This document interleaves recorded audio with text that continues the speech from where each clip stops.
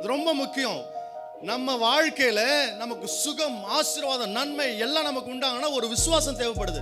அது என்ன விசுவாசம்னா, இயேசுவுக்கு என்னெல்லாம் நடந்ததோ அது எனக்கும் நடந்தது. நான் எதை செய்ய முடியாம இருந்தனோ அதை முடிப்பதற்காக தான் இயேசு வந்தார்.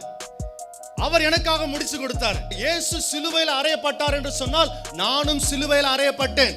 இயேசு பாவத்தை எல்லாத்தையும் எடுத்துக்கிட்டார்னா, ஆமா எடுத்துக்கிட்டார். எனக்குள்ள இருக்கிற பாவம், முன்னோர்கள் செய்த பாவம், முன்னாடி செஞ்ச பாவம் சிலுவையில் அறைஞ்சிட்டாரு. நான் இயேசுவின் பிள்ளையா இருக்கிறேன், சிலுவையில் அறையப்பட்டேன், ஆனாலும் பிழைத்திருக்கிறேன். இனி நான் கிடையாது, எனக்குள்ள நான் வாழல, என்னுடைய சிந்தை அல்ல, எனக்குள்ள கிறிஸ்து வாழ்கிறார். எந்த சூழ்நிலையும் அந்த மனநிலை நமக்கு இருக்கும் பொழுது அந்த கிறிஸ்துவின் ஜீவன் உனக்குள்ள நதியாக பாய்ந்து ஓடும். எப்படிப்பட்ட சூழ்நிலை நம்ம சொல்லணும், எனக்குள்ள கிறிஸ்து வாழ்கிறார், நான் கிறிஸ்துவுக்குள்ள பிழைச்சிருக்கிறேன்.